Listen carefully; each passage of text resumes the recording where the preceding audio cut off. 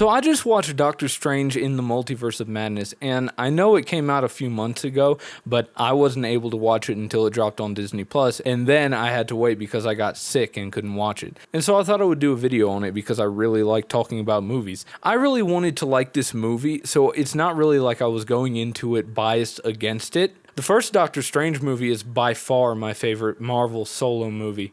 I mean, it's got literally everything you can need. Bandersnatch Cumberwungle, Rachel McAdams. Bald Tilda Swinton cosplaying as One Punch Man, Rachel McAdams. Well-written supporting characters I can actually care about. Mads Mikkelsen as the bad guy. And did I mention Rachel McAdams? And so going into this, I really wanted to love it, perhaps even more than the first one. And although there were parts that I certainly enjoyed, I feel like my expectations were kind of shattered. So I want to go over areas of the movie that I felt suffered a little bit before moving on to things that I genuinely enjoyed about it.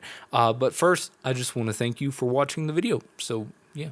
Also, before I start, disclaimer, huge spoilers coming up in the video. And so if you're like me and take months to watch stuff after they come out and you still haven't watched it, I'd suggest you click off the video and go watch it first and then come and watch the video. To start out, I want to talk about not necessarily the problem with this movie, but the problem I have with the majority of Marvel nowadays. And that is, they are all overpowered. I remember back in the day when you had like Iron Man and Captain America going up against like mortal enemies. But now it seems they've ramped up with every movie to where now it's gods facing off against literal gods. And with every movie, somehow they find a way to repeat the process of whichever hero the movie's about, unlocking their full potential, as if they didn't already unlock their full potential in the previous movie. I mean, at what point do you stop unlocking your full potential and finding your identity? You know what I mean? And then eventually you have contentions over who's the strongest character. Oh, it's Thor. He's the strongest. No, it's obviously Hulk. Guys. Everyone knows that the real strength are the friends we made along the way. So when you have two characters that are constantly ramping up how powerful they are over the course of however many movies they're in, face off against each other, it gets ridiculous because then it sparks the dilemma of choosing, do we nerf or overpower one of them, potentially creating an imbalanced power structure and plot holes, or do we make their conflict so over the top that it's absurd? And what I think they did in this movie was the first one. Doctor Strange is extremely powerful, but in this movie, his attitude toward Wanda is just like, yeah, I can't really do anything about that. I guess I'll just run. And that's because Wanda in this movie is just virtually unstoppable, and that creates like a level of absurdity to it. The charm, in my opinion, of the earlier Marvel movies was the shifting power dynamic. It's always possible for the good guys to come out on top, but then again, it's always possible for the bad guys to win. In Multiverse of Madness, it was plain to see that Strange wouldn't be able to stop Wanda at all. Like, no chance. Which brings me to my next point. The way they beat Wanda. It was literally the only ending possible because it's the only ending they gave themselves the ability to have. I think I'll reenact it for you. I can't do it, Doctor Strange. Yes, you can. Oh. Yeah, you're right. To which she opens up a portal to the other Wanda's living room, thus showing Wanda's kids that she's a monster. Upon seeing this, Wanda realizes that maybe this isn't the best way to go about things, you know? Which is exactly what all of the people that she brutally murdered said to her, but like, I'm glad she got there on her own time, you know? Moving on, I suppose I should talk about the most disappointing character, America Chavez. A lot of people I know do not like this character at all, but then again, a lot of people I know do like this character. I, on the other hand, just really don't care about this character. She came in immediately, and so I thought since she would be a prevalent character throughout the entirety of the movie, that they would build upon her character and her backstory a little more than they actually did, seeing as she basically had to survive and readapt to society every time she accidentally jumped between universes from such a young age. But the extent of her character throughout the entirety of this movie is snarky remark, I can't do it, I'm not confident enough in myself to control my powers. I had 2 moms, and then I had no moms. And I was sad. And if that's the future of Marvel in terms of writing and character development, I don't know, man. The future looks dark. Now, in no way think that what I'm saying has anything to do with the actors. I think the actors and actresses in this movie, including the actor for America, did remarkably well with what they had. It's just the fact that they did the best with what they had. You know what I mean? It was just bad writing, or even the fact that they had to cut out a lot of the movie. Speaking of actors who did the best with what they had, Benedict Cumberbatch was my favorite part of this movie.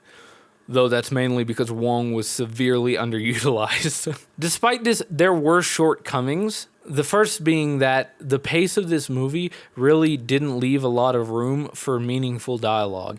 It was mainly just the standard Marvel dialogue and writing, with no room for heart, straight to the chase, with little forced jokes sprinkled in here and there. This hurts me especially because one of the things I loved about the first Doctor Strange was Benedict Cumberbatch being free to give a good performance. But in this movie, I feel like the, once again, extremely rushed plot and pacing basically dragged him across the entire length of the movie while shoving forced character development down his throat. Character development that, in my opinion, was kind of confusing. His character arc goes from being guilty over basically pulling the trigger on the whole blip thing to confronting his own existence and wondering if he can be a better Doctor Strange than his multiversal counterparts, to boo-hoo, I can't have Christine.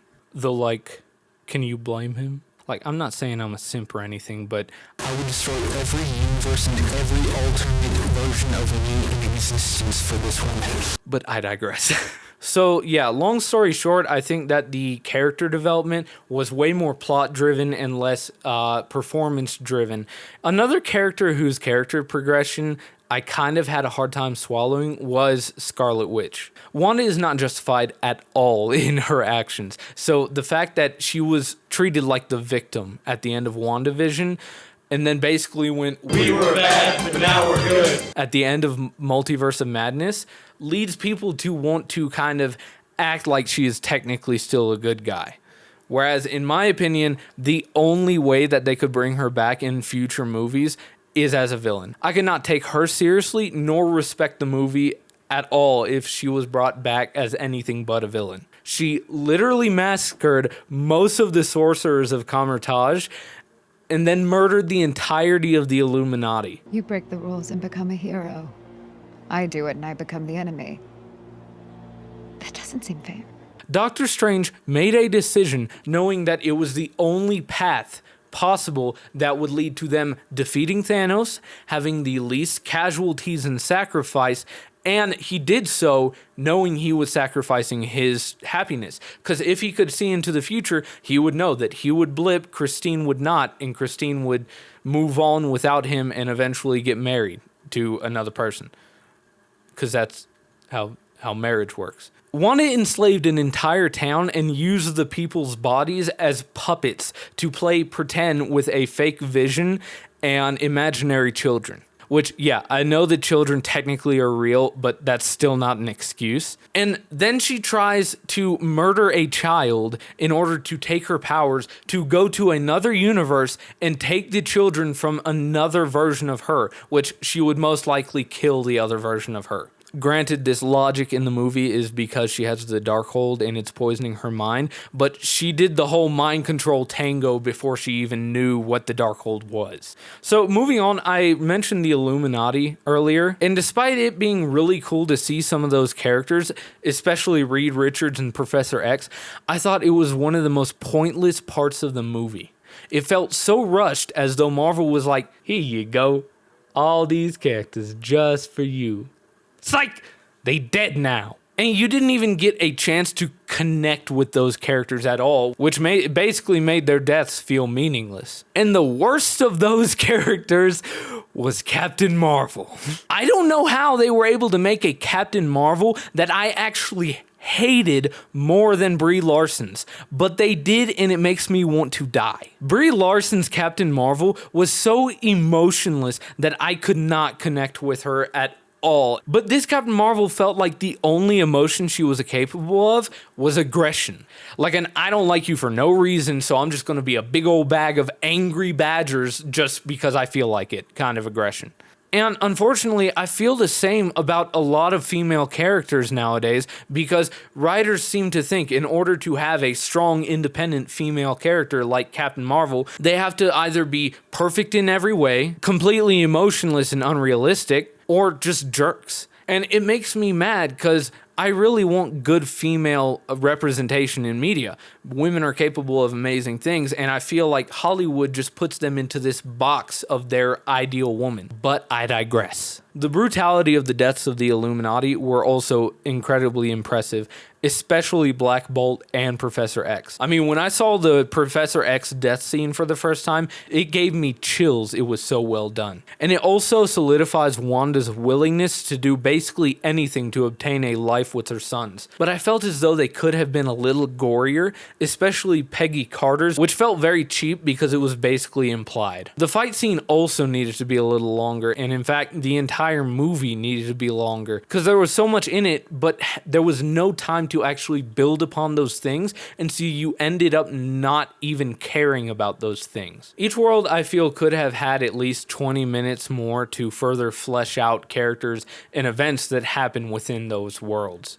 Also, just a small thing to mention that I'm not sure anyone else really cares about or thinks the same, but I feel like the way they ended it, I don't really see how they could realistically bring back Christine if they were to do a third movie. That is, unless it involved more universe hopping and it was the same one from Earth 838 that was in the majority of this movie. But, I mean, that's just me. I'm sure they could figure out some sort of way. It's a multi-billion-dollar company, you know. They pay people to do that. Also, that is if they make a third movie, which after seeing the release lineup that they announced at Comic-Con, I don't really see that happening, at least not in the near future. But like, if they don't, I'm just gonna die because how they underutilized Christine's character in this movie.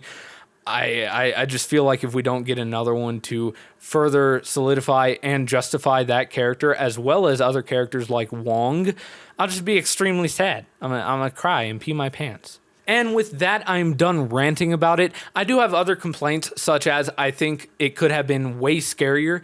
It was hyped up as a horror, yet I wasn't even close to being scared once. But those are things that I don't feel as strongly about as the points I mentioned previously, and so I feel it's only fair now to talk about things that I actually did like.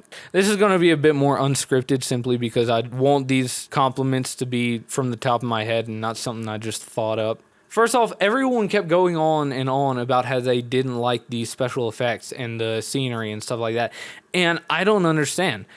I thought it was an absolutely beautiful movie. Compared to other Marvel movies, I thought the effects were extremely well done.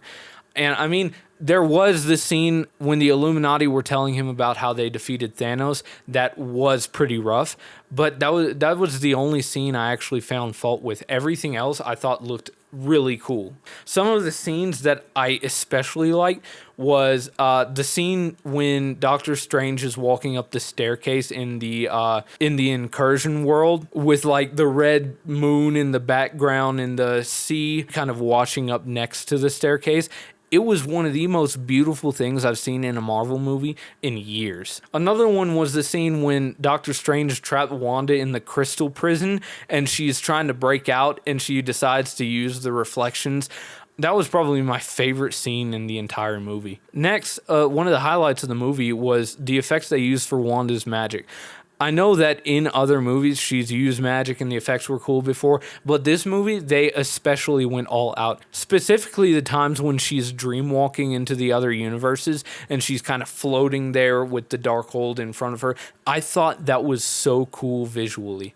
And then probably one of the greatest fight scenes in any Marvel movie, the fight against Sinister Doctor Strange with the music notes, was the coolest thing I have ever seen. It was so creative to use the actual musical bar and notes to fight against each other, thus composing a symphony whilst fighting each other and adding notes to it every single time. And then just that killing blow being the one note that he sends at him. Oh my God, when I watched that, I got chills. I was so speechless. And then the last one I'm going to talk about is Zombie Doctor Strange, but specifically the scene when the souls are trying to get him but he uses the souls as wings. Oh my God, dude, that was so stinking cool. Next up, I'm sure if you have a pulse and are on Instagram, which I know what you're thinking, and yes, there are in fact people on Instagram with pulses and functioning brains. They're just extremely rare to find. But I'm sure them and you have seen this post. And that was so cool. I'm all for little Easter eggs like this. The fact that it alludes to her being the bad guy in the very beginning of the movie, I thought that was really cool and a really fun thing to throw in there. Next, I want to talk about the Professor X death scene, which, in my opinion, is the coolest scene in the entirety of Marvel. From the very beginning to now, I think this is the absolute coolest scene in Marvel that I've ever seen. From the stark contrast between his black shirt and the completely white world that he's in, and then the pile of rubble and the TV going in the very middle. It reminded me of in Harry Potter, when Harry Potter gets killed by Voldemort and goes to King's Cross Station. But the entire time, it was so unnerving. I legitimately jumped out of my skin when Wanda like reached up out of the rubble, and then it turns to him and you can see the red smoke encapsulating him. And then she reaches out and kills him. When I first saw that scene, it did terrify me. That was the one scene that actually terrified me the entire movie. Unfortunately, I saw the scene before watching the actual movie. So when I did watch it, it didn't pack quite as much of a punch. Which, like, I don't know about you, but I had the movie spoiled to me literally the day it came out. When Spider-Man No Way Home came out, it took 3 months for it to actually be spoiled to me because I wasn't able to watch it. But 3 months I went without having it spoiled, and then it was just a little bit spoiled. But immediately the day Multiverse of Madness comes out, I have the majority of the movie spoiled, from who dies to the Illuminati to the ending. I mean, it really sucked. Did anyone else have it spoiled like the same day it came out? Another thing I liked was this line right here. I love you in every universe.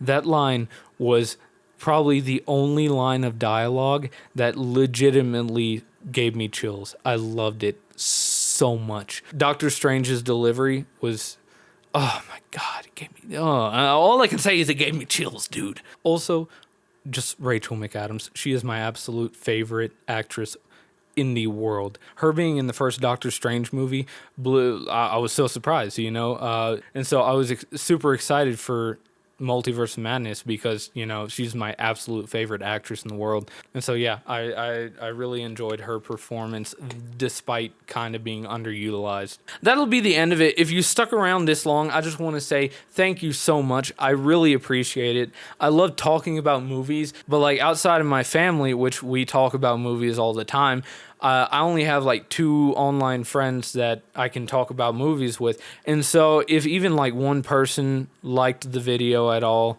and cared about my thoughts and agreed with me or disagreed with me at some point, it means a lot to me because that's really all I'm trying to do here is start a conversation and give my thoughts on movies since I love cinema and I love discussing cinema so much. All right, so I have some more videos coming out soon. Probably not movie reviews in the next couple of weeks. I will have some more of those, but just different types of videos, you know. So if you decide to subscribe and stay and watch other videos, I'll see you then. Bye.